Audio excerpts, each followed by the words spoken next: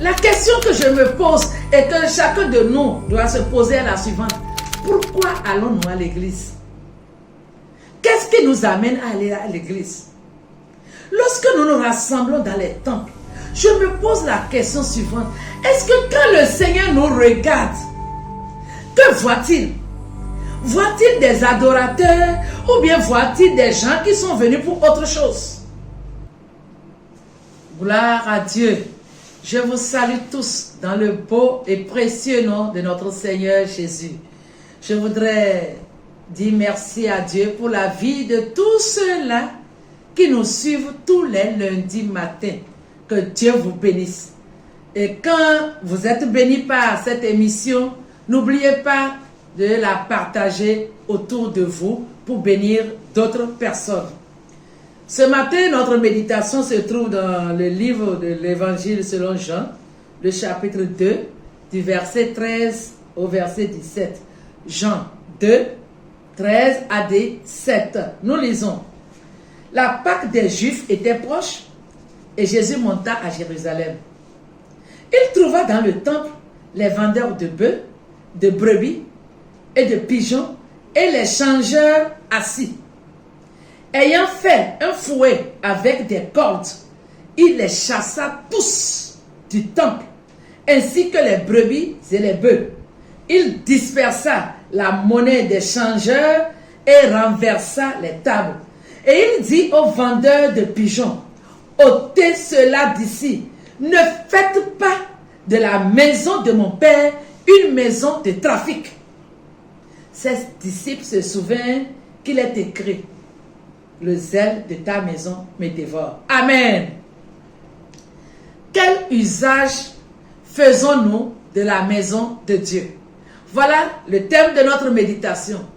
Quel usage faisons-nous de la maison de Dieu? Cette méditation a pour objectif attirer l'attention de chacun de nous. Nous qui nous déplaçons chaque fois pour aller dans les églises, dans les lieux de culte. Pourquoi y allons-nous? Qu'est-ce qui nous amène à aller dans les lieux de culte? Est-ce pour adorer Dieu ou pour faire autre chose? Le récit que nous venons de lire ici, cet événement s'est passé dans la dernière semaine avant la crucifixion. Les versets précédents nous parlent de Jésus entrant à Jérusalem qui a été honoré et les gens ont ovationné Jésus assis sur un ânon.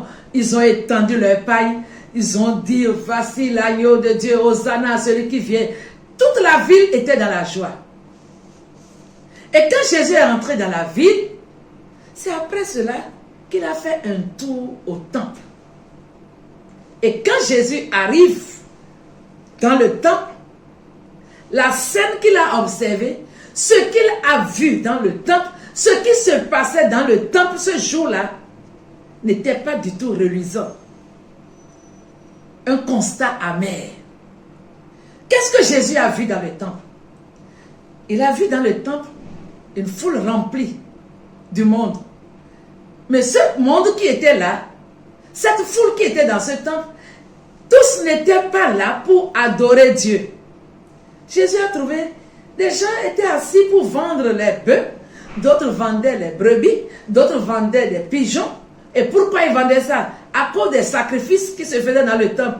Alors, ceux qui venaient d'autres contrées pour adorer Dieu à Jérusalem, ils devaient alors acheter les brebis auprès de ces personnes. Les brebis, bien les bœufs, bien les pigeons. Ça dépend du type de sacrifice que tu veux faire.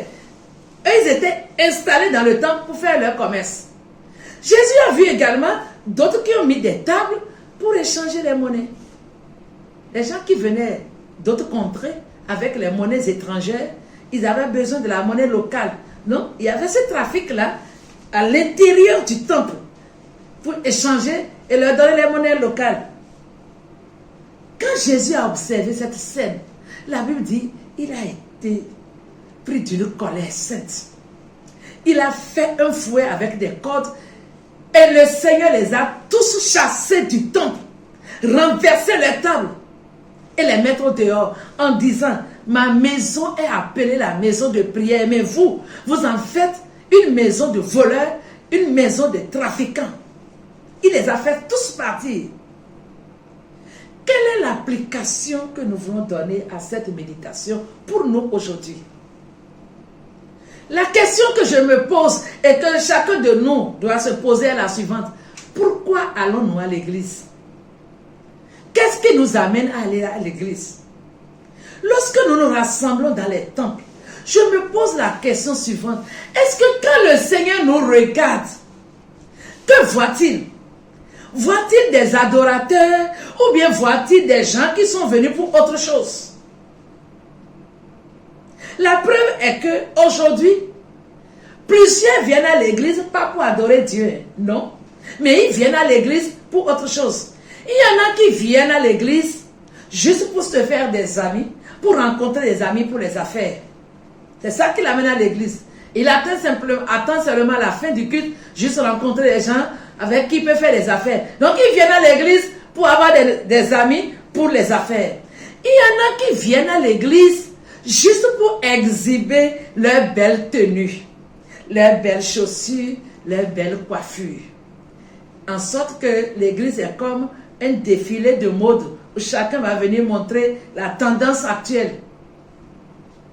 Il y en a d'autres qui viennent à l'église pour escroquer. Ils viennent pour tromper. Ils viennent pour voler.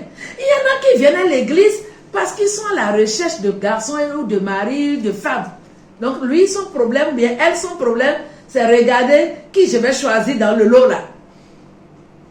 Il y en a qui viennent aussi à l'église juste pour mendier. Se disent qu'à l'église, là, à la fin, je vais voir telle personne, il va me donner ci, il va me... etc., etc. Cela fait que plusieurs lieux de culte sont devenus comme des lieux de spectacle. Et cela me fait mal. J'ai mal dans mon âme, j'ai mal en regardant certaines scènes aujourd'hui. Nous regardons dans les églises aujourd'hui ceux qui se disent prophètes ou bien pasteurs, puissamment oint, etc. On dit que c'est l'onction. Il suffit qu'il se mette devant une rangée, il tend sa main comme ça, et puis tout le monde s'écroule par terre. Ça c'est un spectacle.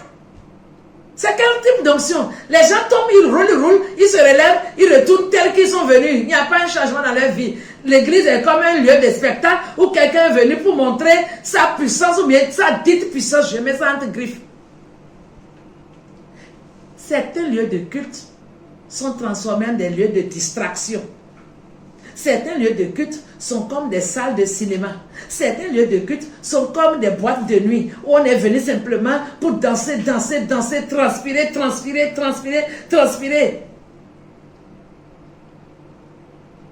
Que faisons-nous de la maison de Dieu? Quel usage faisons-nous de la maison de Dieu? Or, la Bible dit, ma maison sera appelée une maison de prière. La maison de Dieu doit être le lieu où les gens viennent pour être restaurés. La maison de Dieu est le lieu où on vient pour rencontrer le Seigneur. La maison de Dieu est le lieu où on vient pour être édifié, pour être encouragé. La maison de Dieu, on vient pour chercher Dieu. On vient pour adorer Dieu. On vient pour célébrer le Seigneur avec un cœur sincère. Voilà ce que Dieu veut. Les vrais adorateurs. Ne venons pas dans la maison de Dieu pour d'autres choses. Sinon, le Seigneur, il est souvent furieux quand il nous regarde. Ce qu'il a fait ce jour-là à Jérusalem, je me demande si parfois il n'y a pas des églises où le Seigneur détourne son regard. Les gens sont rassemblés, remplis, mais le Seigneur n'est pas là. Il ne regarde pas. Physiquement, il n'est pas là pour renverser les tables, mais il les renverse. Il chasse certaines personnes. Frères et sœurs, analysons nos vies. Analysons la manière dont nous utilisons la maison de Dieu. Respectons la maison de Dieu. Donnons de la valeur à la maison de Dieu. Pas notre respect, pas la crainte de Dieu. Mais ne transformons pas la maison de Dieu en autre chose. Ma maison sera appelée une maison de prière, mais pas une maison de voleurs, de trafiquants. Puisse le Saint-Esprit continue à parler dans nos cœurs et que nous nous repentions. Nous avons besoin de nous repentir de tous ces comportements que nous développons dans la maison de Dieu, que le Saint-Esprit nous amène à la repentance. Autrement dit, nos prières ne sont pas exaucées, nos chants ne montent pas vers Dieu parce que Dieu voit autre chose dans nos cœurs. Que celui qui entend cette méditation s'analyse personnellement. Pourquoi vas-tu à l'église? Pourquoi je vais à l'église? Que le Saint-Esprit nous éclaire et qu'il nous parle davantage et que chacun de nous puisse se conformer à la parole de Dieu. Que Dieu bénisse chacun de nous. Shalom.